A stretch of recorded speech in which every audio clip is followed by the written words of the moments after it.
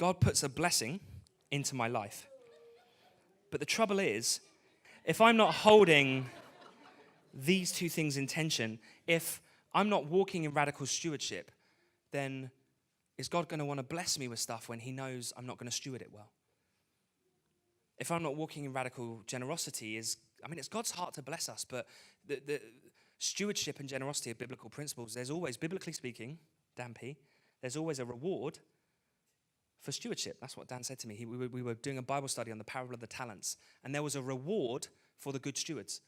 They were given authority over cities and 10 cities and 100 cities. There's always a reward for stewardship because God cares with what we do, with what we give him. We're all going to have to stand in front of him and give an account for what we've done. He's going to say, well done, good and faithful servant. You've been faithful with what I gave you. You were faithful with a little, so I've given you more.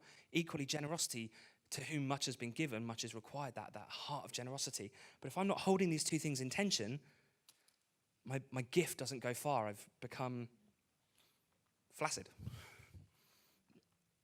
I need to push myself. I need to stretch myself in stewardship. And I need to push myself and allow myself to be stretched. I need to push myself this way so that when God puts a blessing into my life,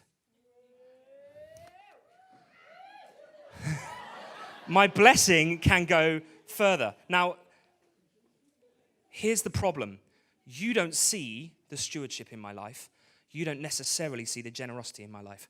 All you see is the blessings in my life.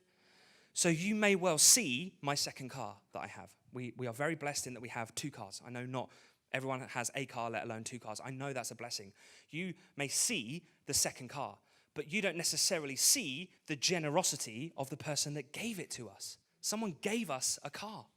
Amazing. We praise God for that. We're so thankful. It really helps to have 2 cars. But you don't see that generosity. All you see, and this is why we have to be careful about looking at people that have been blessed and making assumptions, judging people, that kind of thing. Because you don't see the generosity that's walked in. You don't see the generosity I exhibited when I lent that car to my friend for a week when their car was written off because they didn't have a car. And so freely I've received, but also the mandate is to freely give. And so when I get a blessing of a second car in my life, if I steward that gift well and I look after it, just raise it up a little bit.